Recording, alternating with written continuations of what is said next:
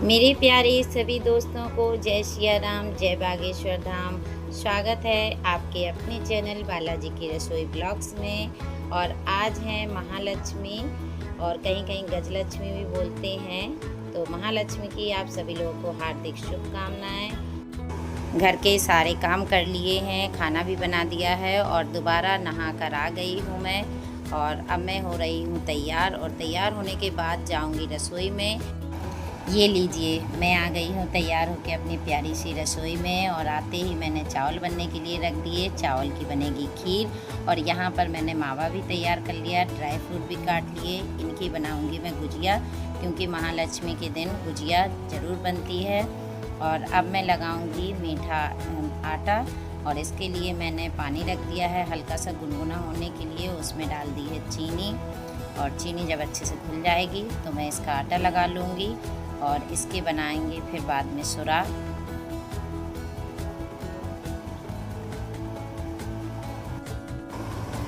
यहाँ पर मैं बना रही थी जल्दी जल्दी प्रसाद।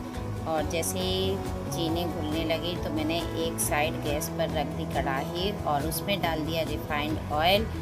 जब तक रिफाइंड ऑयल गर्म होगा तब तक मेरा आटा लग जाएगा और सुराख भी बन जाएंगे। मैंने गैस की आंच को कर दिया था बिल्कुल स्लो। और यहाँ पर मैं मीठा आटा लगाने लगी थी। इसके बाद लगाऊंगी नमकीन आटा। और नमकीन आटा लगाने के लिए मैंने ले लिया यहाँ पर बेसन और बेसन में डाल दिया 1 चम्मच नमक स्वाद के अनुसार ही डाला था। और फिर मैंने बेसन को भी गूँथ कर रख दिया।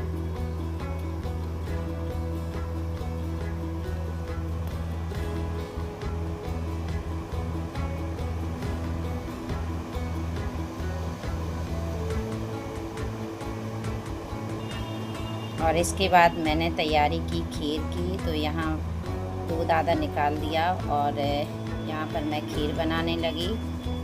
काफ़ी प्रसाद बनता है महालक्ष्मी के दिन। खीर बहुत महत्वपूर्ण होती है।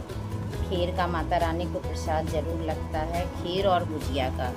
और यहाँ पर मैं मैदा लेकर आ गई थी। मैदा भी जल्दी जल्दी मैंने कहा मैदा को भी लगा कर रख देती हूँ, क्योंकि गुजिया भी बननी है। यहाँ पर मैंने मैदा ली और उसमें रिफाइंड ऑयल का मैंने मोइन लगा दिया।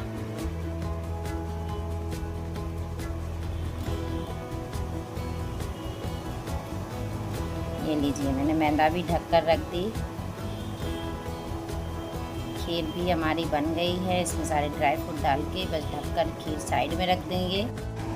इसके बाद हम बनाएंगे गुजिया के अंदर भरने वाला मसाला। तो इसके लिए मैंने मावा ले लिया और सारे ड्राई फ्रूट मिला लेंगे। इलायची पाउडर, गरी, बादाम, किशमिश, काजू, चीनी मिलाकर ये मैंने बना लिया गुजिया के अंदर भरने वाला मसाला। और इसको मैंने ढककर रख दिया। और यहाँ पर बनाने लगी हूँ मैं सुराख। देखिए, ऐसे बनते हैं, छोटी छोटी बॉल बनाई जाती है, उसको उंगली से ऐसे दबा देते हैं। तो मैंने मीठे भी बना लिए और मैंने बेसन के भी बना लिए। और अब मैं जल्दी जल्दी से सेक लूँगी। और यहाँ बनाया मैंने माता रानी का श्रृंगार का सामान, उनकी चूड़ियाँ, उनका हार। और फिर मैंने यहाँ पर आसें बनाई। ये देखिए, आसें छोटी छोटी पूड़ी बनाई जाती हैं, उनको चारों तरफ डिजाइन बनाई जाती है, जिनको हम लोग बोलते हैं गौंठना, गौंठते हैं। और जल्दी जल्दी से सारा प्रसाद में सेक लूँगी। और इसके बाद बनाऊँगी गुजिया और गुजिया को भी सेक लूँगी। फिर चलूँगी मैं पूजा करने। तो आप लोग बने रहिए ब्लॉग में, ब्लॉग को पूरा देखिए। और आप लोगों के यहाँ कैसे पूजा की जाती है, क्या क्या पकवान बनते हैं, तो प्लीज़ कमेंट बॉक्स में कमेंट करके ज़रूर बताइए, क्योंकि हर जगह अलग अलग प्रकार से पकवान बनाए जाते हैं महालक्ष्मी व्रत के दिन। हमारे यहाँ जैसे महालक्ष्मी पूजा बोलते हैं, कई कई जगह गजलक्ष्मी भी बोलते हैं। ऐसे ही पकवान में भी अंतर होता है। जैसे हमारे यहाँ सुराख बनते हैं तो कई जगह गुलाब चढ़ाए जाते हैं माता रानी को। तो आप लोग ज़रूर बताइए कि आप लोगों के यहाँ कैसे प्रसाद बनता है, कैसे पूजा होती है। और जिन लोगों ने चैनल सब्सक्राइब ना किया हो तो प्लीज़ चैनल को सब्सक्राइब भी कर लीजिए।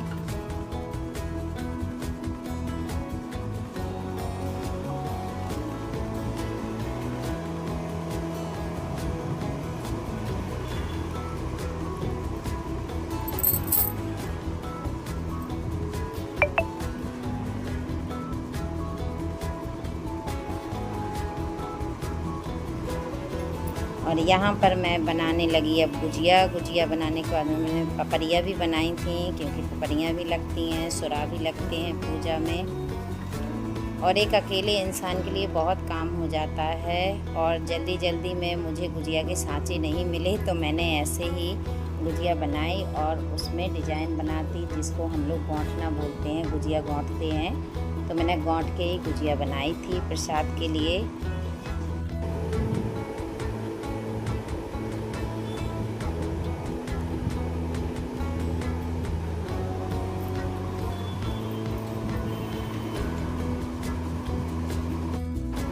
गुजिया सेंकने के बाद मैंने यहाँ पपड़ियाँ भी सेंक ली और लगा ली पूजा की थाली, और चली मैं अब पूजा मंदिर में पूजा की तैयारी करने लगी।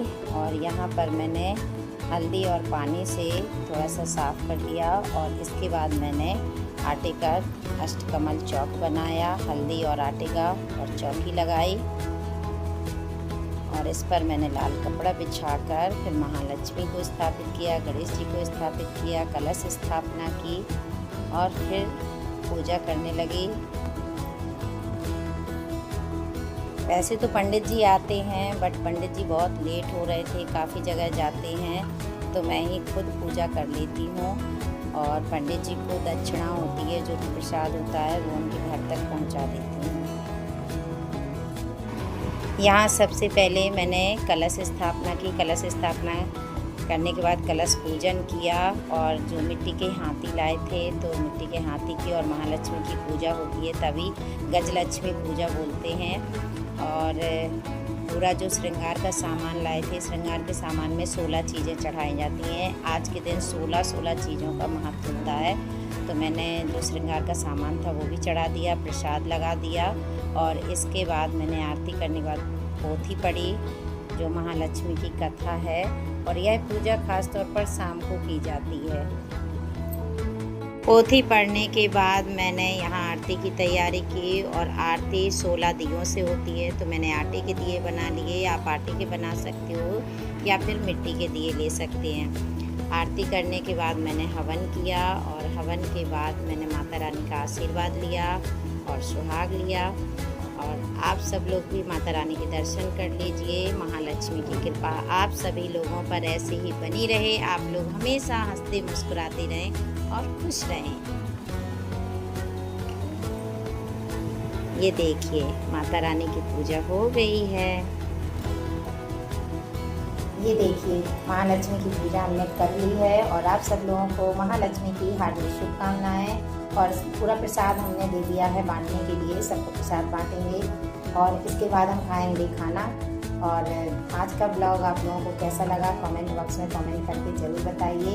और अगर आप हमारे चैनल पर न्यू हैं तो प्लीज़ चैनल को सब्सक्राइब जरूर कर लीजिए, बेल आइकन को प्रेस कर लीजिए, ताकि जो भी नई नोटिफिकेशन है आप तक पहुँच सके। और सुबह का ब्लॉग मैं ज़्यादा शूट नहीं कर पाई हूँ, मैंने सिर्फ माता रानी का जो प्रसाद बनाया था उसी का ब्लॉग बनाया है, और मैं कोशिश करती रहूँगी नए नए ब्लॉग लाने की। और आप लोगों पर भी माता रानी कृपा बनाए रखें, आप लोगों के घर में भी धन वर्षा होती रहे। इसी कामना के साथ फिर मिलेंगे अब हम अगली वीडियो में, और ऐसे ही आप लोग अपना प्यार और आशीर्वाद बनाए रखिए। प्रेम से बोलिए जय महालक्ष्मी, जय श्री राम।